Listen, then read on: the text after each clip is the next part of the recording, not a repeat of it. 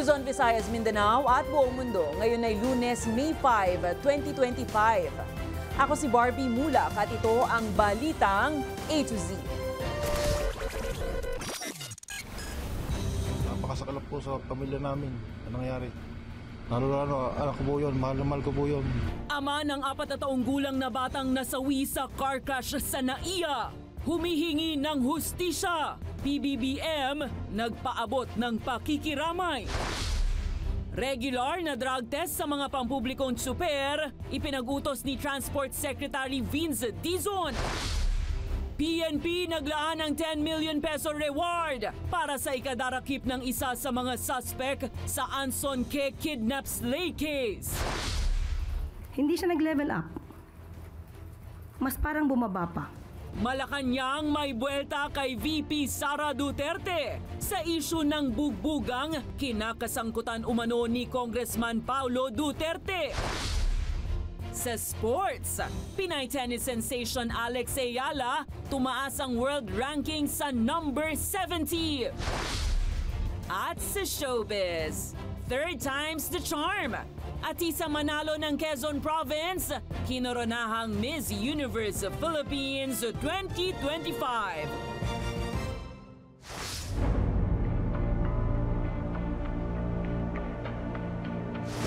Magandang gabi, pambungad sa ating newscast. Nagpaabot ng pakikiramay si PBBM sa mga nasawi sa magkasunod na trahedya sa SCTEX nitong May 1 at sa NAIA nitong May 4. Ipinangako ng Pangulo ang mga pagbabago sa sistema upang hindi na maulit ang ganitong pangyayari. Narito ang ating balitang A to Z. Napakasakalap po sa pamilya namin. Ano nangyari? Lalo, anak ko po yun. Mahal na mahal ko po yun. Hindi ko po matanggap ang nangyari. Hindi pa rin makapaniwala ang OFW na si Dan Mark Masunsong sa bangungot na sinapit ng kanyang pamilya matapos masawi ang 4 na taong gulang na anak sa nangyaring car crash sa NAIA Terminal 1 nitong linggo. Ihahatid lang dapat siya ng kanyang mag-anak sa airport pabalik sa kanyang trabaho sa Czech Republic nang biglang bumulusok ang isang itim na SUV sa kanilang kinatatayuan. Sugatan rin sa insidente at nasa ospital pa ang kanyang asawa, ina at pamangkin. Hindi pa po niya alam na wala na ang anak ko. Nakakalungkot po. Talagang mahal na mahal ko po yan. Kaya po nag-ibaba siya para po sa kanilang dalawa. Tapos gano'n po ang mangyayari. Patay rin sa insidente ang isang 29 anyos na OFW. Una nang sinabi ng nakasagasang driver ng SUV na nataranta siya at aksidenteng natapakan ng gas imbis na preno. Sa ating pong gobyerno, tulungan niyo po ako na mapanagutan to. Sana po hindi po siya makapagpiyansa. Nagpaabot ng pakikiramay si Pangulong Ferdinand Marcos Jr. sa mga biktima. I extend my heartfelt condolences to all the families who have lost loved ones and to those who were injured in the recent tragedies. Sa ngayon, isinailalim na sa inquest ang driver ng SUV at kinasuhan ng reckless imprudence resulting in 2 counts of homicide, multiple physical injuries at damage to property.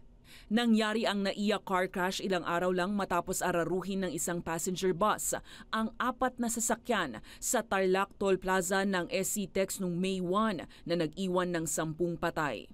Kaya naman inatasan ni PBBM ang Transport Department na i-review ang driver licensing sa public at private na mga sasakyan. Ipinapa-audit rin niya ang mga sasakyan at labor practices ng mga bus operators. Matapos nga ang magkasunod na trahedya sa SCTEX at NAIA na ikinasawi ng halos 12 katao, ipinag-utos ni Transportation Secretary Vince Dizon ang regular na drug test sa lahat ng public transport drivers. Kabilang narito ang implementasyon ng mas mahigpit na roadworthiness tests at pagbawas sa maximum driving hours ng mga bus driver. Isinusulong din ni Dizon ang mandatory installation ng speed limiters sa mga bus. Dagdag pa rito, tatanggalin ang driver na may video na ipinost sa social media bilang ebidensya laban sa mga road violator. Agad din namang sususpindihin ang lisensya sakaling may pruweba agad na umaabuso ang marami sa kalye. Hinihikayat din ang publiko na patuloy na isumbong ang mga pasaway sa kalsada. Kaugnay niyan, tutol naman ang transport group na Piston sa gustong mandatory drug test ng ahensya dahil nalalabag daw nito ang karapatan ng mga PUV drivers. Higit pa ng grupo, dapat may subsidiya ang pamahalaan kung babawasan ang driving hours ng mga tsuper. Yung usapin po ng drug test ay bahagi ito ng pag ito ay persahan, ay tinulak ng LTFRB o ng DOTR, ito ay merong malinaw na paglabag doon sa pinong rights o sa karapatan ng ating mga driver at mga operator, bagamat hindi naman natin tinotorete yung mga nasasangkot ng mga driver sa pinong paggamit ng mga nagbabawal na gamot. Pero sa atin ay dapat ito ay hindi maging mandatory. People do not feel safe in our streets, on our streets. That is the reality. That is the sad reality.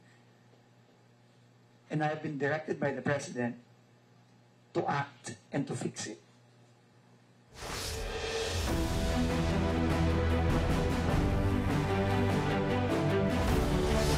Inaalmahan ng Malacanang ang naging pahayag ni Vice President Sara Duterte nitong weekend na ang Administrasyong Marcos Jr. umano ang nasa likod ng isinampang reklamo laban sa kapatid niyang si Davao City 1st District Representative Paulo Duterte. Una nang sinabi ni VP Sara na ganitong klase ng paninira sa kalaban ang ginagawa ng administrasyon sa tuwing may kinakaharap na malaking issue ang bansa.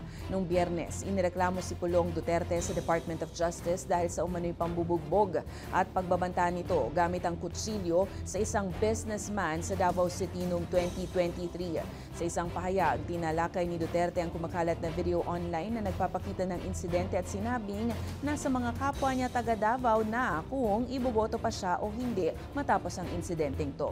Dumistansya naman ang Philippine National Police at itinangging may kinalaman ng ahensya sa pagkalat ng video. As I have said during the last press briefing, that the Vice President should have at least leveled up in her discussions, in her responses in certain issues. But it seems that she never heard anything in regard to that, or she just refuses to listen. Hindi siya nag-level up. Mas parang bumaba pa. Inuulit niya muli ang kanyang mga excuses na pamumulitika, politicking. Samantala, tukoy na at kakasuhan ng Philippine National Police ang vlogger na umano'y nagpakalat ng peking impormasyon ukol sa planong pag-raid sa bahay ng mga Duterte sa Davao City noong Marso. March 14 ang kumalat sa social media ang umano'y ulat na sasalakayin ng PNP ang bahay ng dating Pangulong Rodrigo Roa Duterte kasunod ng pagkakaaresto sa kanya ng International Criminal Court noong March 11. Agad namang pinabulaanan ng pulisya ang naturang fake news. Sa kabila nito, ilang supporters ang nagbantay kasama si Davao City Mayor Baste Duterte sa labas ng bahay ni FPRRD noon. Na-identify na po natin yung vlogger na nagkakalat po na yan. And we will be filing case. Pina-freeze po natin yung kanyang yung ebidensya. But we'll be filing yung case po. I don't want to name yung tao na ipa-file po namin. But we'll be filing a case dun sa isang tao na nagkalat na re-raidin namin yung bahay.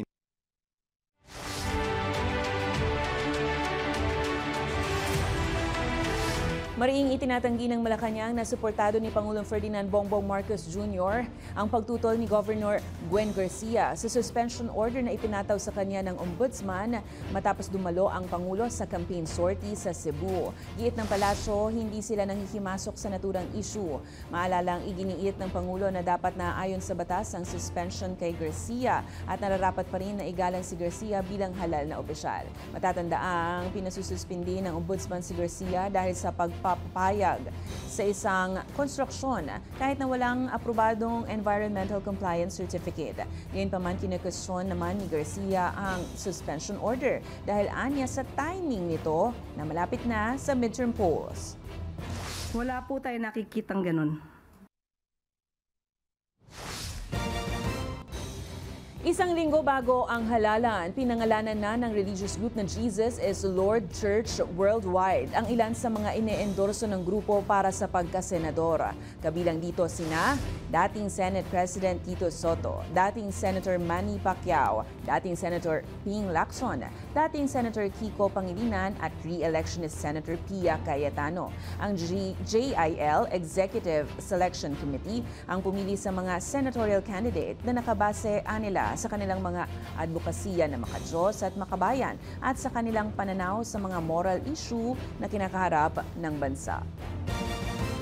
Sa iba pang balita, humarap na sa unang pagkakataon sa isang Senate inquiry ang may-ari ng kumpanya mula sa Makati City na pinaghihinalaang kinontrata umano ng China para magsilbing troll army laban sa Pilipinas. Marin namang itinanggi ng kumpanya ang pagkakasangkot sa alegasyon pero hindi kumbinsido dyan ang komite ng mataas na kapulungan. Alamin sa balitang A to Z ni Ian Maganoy. Sa unang pagkakataon, humarap na ngayong Lunes, May 5 sa Committee Inquiry ng Senado si Paul Lee, ang Chinese businessman na nagmamay-ari ng public relations firm na Infinitus Marketing Solutions Incorporated na nakabase sa Makati City.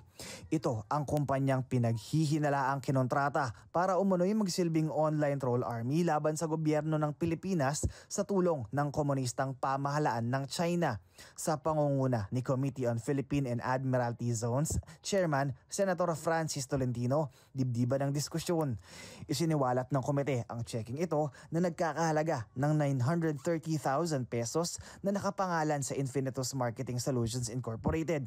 Mula raw ito sa Bank of China Manila Branch na tinanggap ng kumpanya noong 2023 mula sa Embahada ng China dito sa Pilipinas bilang ebidensya ng kontrata ng kumpanya sa People's Republic of China, ayon kay Senator Francis Tolentino. Pero mariing itinanggi ni Paul Lee ang mga alegasyon. Inadmit na nila na binayaran sila. Mr. Paul Lee, can you confirm that? Is this check real? Yeah, this check is real. The check is real. Ano ba yan? Wala nang secret dito. Live tayo sa buong Pilipinas. Depensa ng kumpanya, hindi raw bayad para sa pagsisilbi bilang online troll army ng China ang checking nakapangalan sa kanyang negosyo. This check actually is for the follow-up balance for the event of June 8 in 2023. We hold the event in Manila Hotel for the UPCO event. Actually, President Marcos and some other cabinet joined this event. Hiningi ng komite ang invoice receipt ng kumpanya mula sa naturang event. Pero imbis na resibo, budget proposal ang isinumite ni Lee. Dahilan para sunod na pagdudahan ng komite ang tila magkakaiba at hindi nagtutugmang mga naratibo nito sa pagdinig. Ano to sa COVID-19 ito eh? Bumili kayo ng kits, bumili kayo ng face mask. That's requested by the President Office. Bumili kayo ng face shield. Teka muna. Wala na COVID dun eh. June 9, 2023. Officially, the World Health Organization declared the end of COVID-19. 2022 pata or before. 2023 to. Either you're lying, Mr. Pen, kasi ito, Mr. there is no more Chair. COVID. Gayunpaman, mariing itinanggi ni Lee ang pagkakasangkot ng kanyang negosyo sa isa pang Chinese document na ito kung saan nakasaad ang mga panuto kung paanong pagagalawin ang troll army kalakip ng tumugma sa naunang checking nagkakahalaga ng 930,000 pesos. You recognize this? No, it's my first time see this. But the logo is correct. The logo I need to really look into it. From here, looks Looks the same. almost, yeah. Sa ngayon, plano ng komite na isumite ang naturang invoice sa National Bureau of Investigation. Kaugnay naman sa investigasyon hinggil sa Chinese spy na nadakip dahil sa panghihimasok nito sa May 12 midterm polls. Una nang sinabi ni COMELEC Chairman George Garcia sa pagdinig na wala ni isang COMELEC data ang nakompromiso mula sa panghihimasok ng naarestong Chinese spy sa tabi ng tanggapan ng COMELEC sa Intramuros, Maynila nitong nakaraang linggo. Posible namang pagkatapos na ng May 12 midterm polls muling ipagpapatuloy ang Senate inquiry hinggil sa issue. Para sa Balitang A to Z, Ian Maghanoy. Naudlot ang inaabangan sanang pagpapalubog sa decommissioned BRP Miguel Malvar. Matapos itong lumubog agad sa karagatan ng Zambales kahit hindi pa nasisimulan ang live fire exercise ng Balikatan 2025. Ayon sa Philippine at US Armed Forces, lumubog ang mahigit 700 toneladang Corvette bandang alas 7:20 ng umaga. Matapos mahatak at mailagay ito sa 30 nautical miles mula San Antonio, Zambales. Wala namang nasugatan sa insidente habang nagsagawa na ng environmental cleaning bago pa ang naasahang operasyon. Gayunpaman, iginigiit ng mga opisyal na tuloy ang ilang bahagi ng Mars Strike live fire event para tuparin pa rin ang mga layunin ng pagsasanay.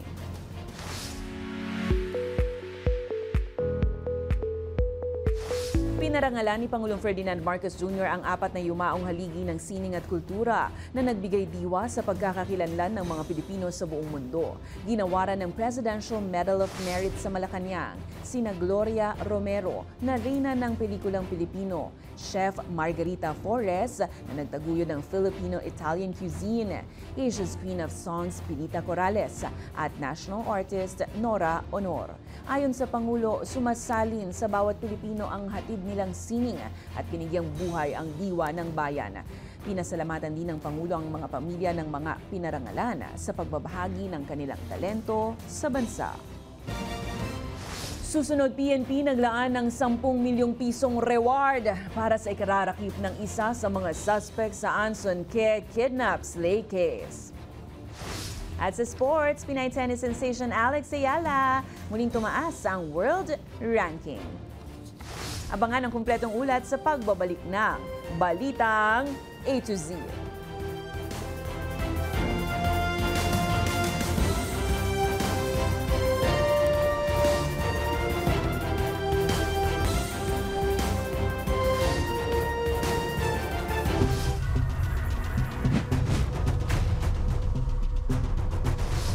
Naglaan na ng 10 million pesos ang pulisya para sa ikadarakip ng suspect na umano'y nagpalipat-lipat ng ransom money sa kidnap slay case ng Chinese businessman na si Anson Ke. Natrace naman ng pulisya ang ransom money sa e-wallet ng casino junket operator na umano'y sangkot sa Pogo. Ang Balitang A to Z ni Kim Salinas. Hinahanap ngayon ng mga otoridad ang suspect na ito kaugnay sa pagkidnap at pagpatay sa Chinese businessman na si Anson Ke. Ito si Wenli Gong alias Kelly Tan Lim. Siya ang inihinalang nag-transfer ng ransom money sa e-wallets bago ito kinonvert sa cryptocurrency. Kailangan namin kasi siya yung nagpalipat-lipat ng pere. Ito yung pinakasusi talaga para matapos na yung investigation natin. So sino yung pinagdadalhan niya ng mga pera pa? Naglaan na ang PNP ng 10 million pesos para sa ikahuhuli ni Gong. Tubong hunan China, dati na siyang nasangkot sa isang kidnapping case noong 2022 sa Angeles pero nakapagpiyansa. Sa monitoring ng PNP at Bureau of Immigration, narito pa sa bansa si Gong at isa pang suspect na si Jonin Lin.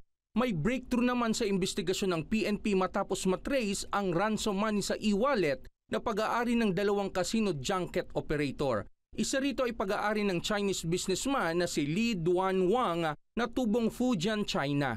Kontrobersyal si Li matapos i-veto ni Pangulong Bongbong Marcos ang Philippine Citizenship Bill para rito dahil sa umano'y kaugnayan ni Li sa Pogo. Pagka pinasok po dun sa junket at pinasok po dun sa e-wallet at cryptocurrency, dun po nawawala yung pera because hindi po nila alam. Pagka once you open your wallet, yung mga e-wallet, hindi nakagaya ng bangko yan na kailangan mo makilala yung tao. Na-freeze na ang ilang accounts na naglalaman ng $79,000 o mahigit 4 na milyong piso. Meron na pong wallet na naka-freeze ngayon, but the others po nasa blockchain pa po.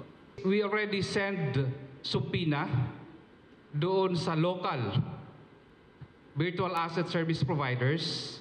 Yung nasa labas naman po ng ating bansa ay nagpadala na po tayo ng preservation order. Samantala, naghain na ang PNP ng manifestation sa DOJ prosecutor na tanggalin na sa pagiging respondent sa kaso ang mismong anak ni Ke na si Alvin Ke. Ito'y matapos lumabas sa investigasyon na hindi ito sangkot sa kidnap slay case ng kanyang ama.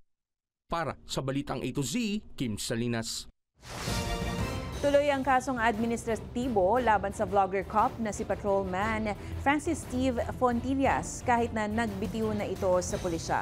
Ayon sa NAPOLCOM, hindi maalis ang kaso dahil lamang sa nag-resign si Fontillas. At kung madismiss man ang kaso ay habang buhay naman siyang disqualified sa gobyerno. Nakumpirma ng QCPD na epektibo ang kanyang irrevocable resignation noong April 10 at inaprubahan ito ni NCRPO Chief Police Major General Anthony Aberin. Matatandaan, kinakaharap ni Fontillas ang mga kaso dahil sa kanyang mga banat online laban kay Pangulong Marcos kaugnay sa pagkakaaresto kay dating Pangulong Duterte.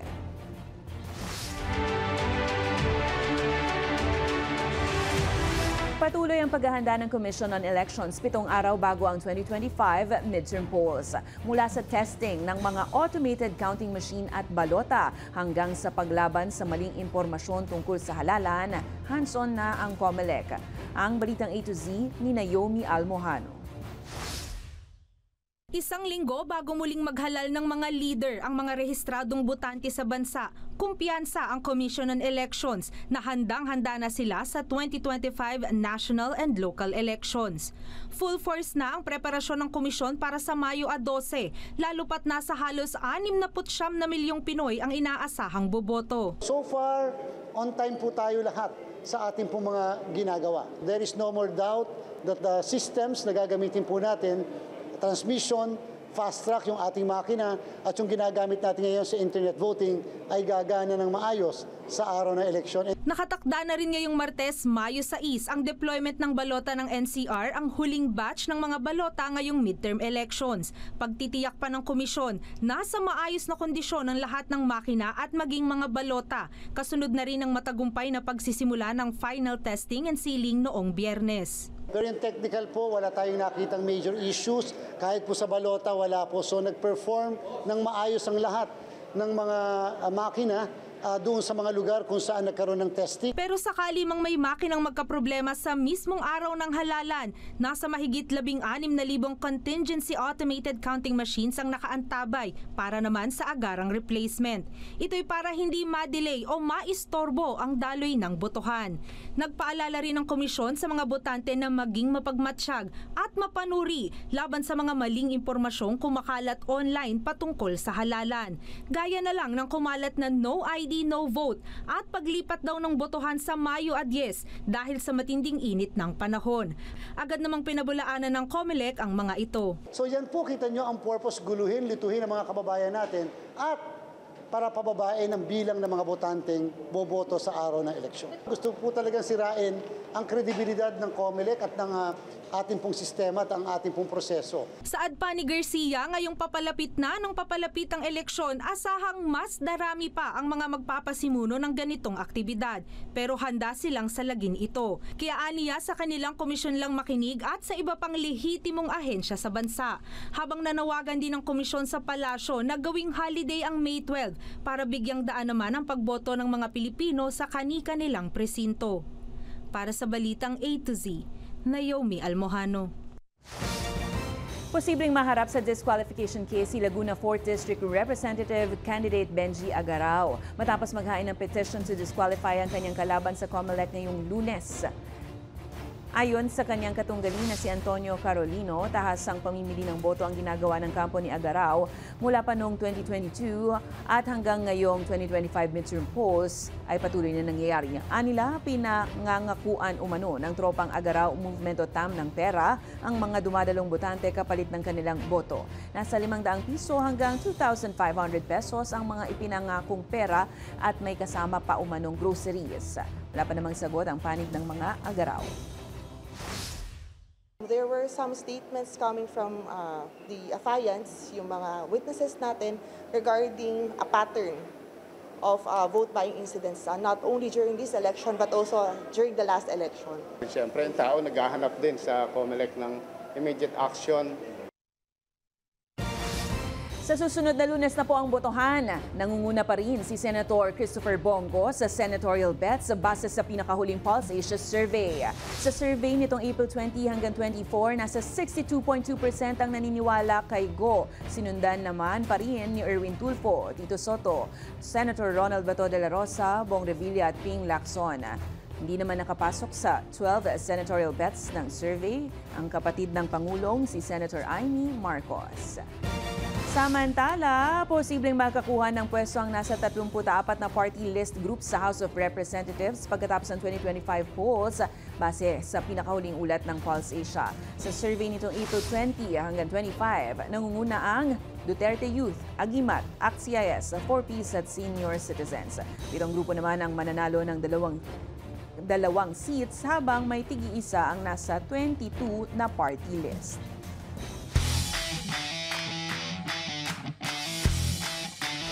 Patuloy ang pag-aangat ni Filipino tennis star Alex Ayala sa World's Women's Tennis Scene matapos masungkit ang WTA ranking number 70. Ito na ang pinakamataas na pwestong nakuha niya sa ngayon. Nagmula ito sa kanyang game sa Mutua Madrid Open kung saan tinalo niya ang Bulgarian player na si Victoria Tomova sa unang round bago naman natalo laban kay world number 1 Iga Swiatek. Si Swiatek ang binigla ni Ayala sa Miami Open noong Marso dahilan para makapasok siya sa semifinals at makalusot sa top 100 ng WTA. Nakatakda namang sumabak si Ayala sa Italian Open mula May 6 hanggang 18 at inaasahang sasabak din siya sa prestiyosong Roland Garros sa Paris mula May 25. Sa aming pagbabalik sa showbiz, third time's the charm, Atisa Manalo, nanalo bilang Miss Universe Philippines. Manatiling nakatutok, kayo ay nanonood ng Balitang A to Z.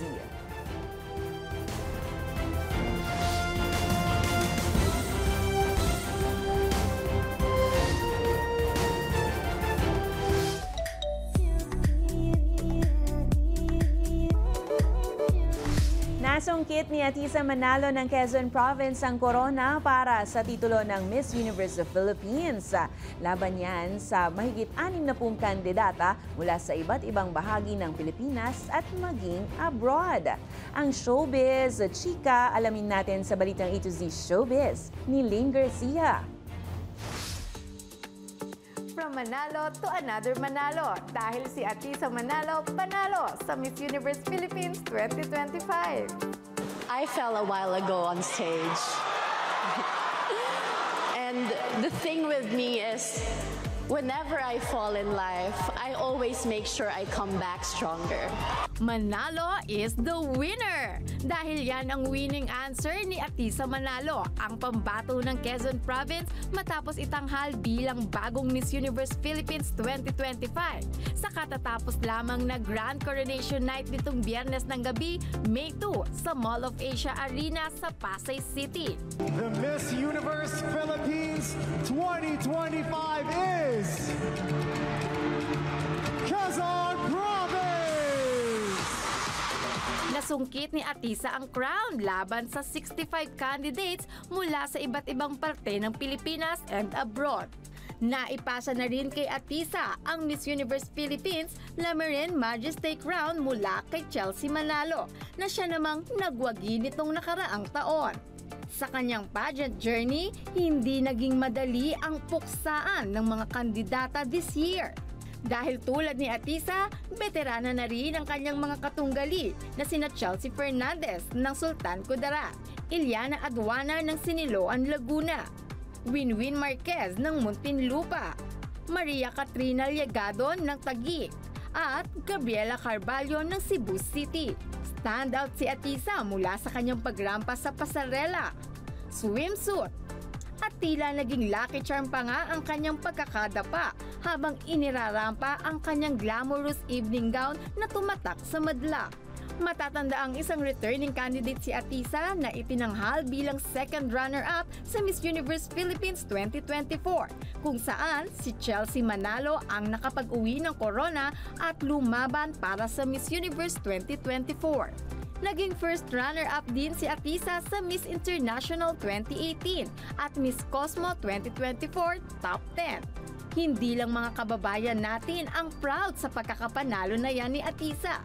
Dahil maging si Miss Cosmo Cambodia Likena In at reigning Miss Cosmo 2024 Tata Julia Street ng Indonesia, nagpaabot ng pagbati kay Atisa. Say naman ng mga pageant experts, malakas ang tsansa ni Atisa na maiuwi ang corona, lalo't barbihan ang kanyang aurahan. May pageant experience na at marketable na gusto ng Miss Universe Management. Si Atisa Manalo ang kakatawan at magiging representative ng Pilipinas sa 74th Miss Universe na gaganapin sa Thailand sa darating na November. At yan ang aking balitang A to Z Showbiz. Balik sa'yo, Barbie.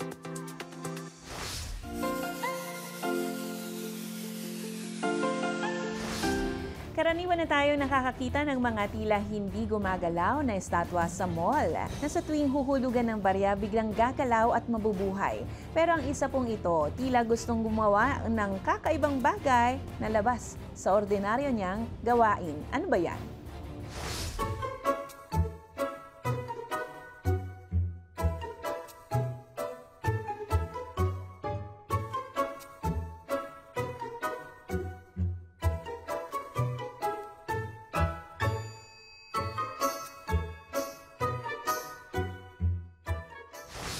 Buti nga hindi umiyak yung bata.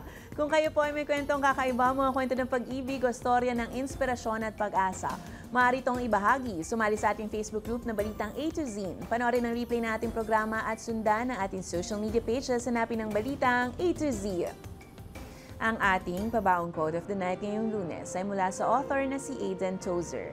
Ayon sa kanya, ligtas ang driver sa daan, hindi kapag binabasa niya ang mga senyales, kundi kapag sumusunod siya rito.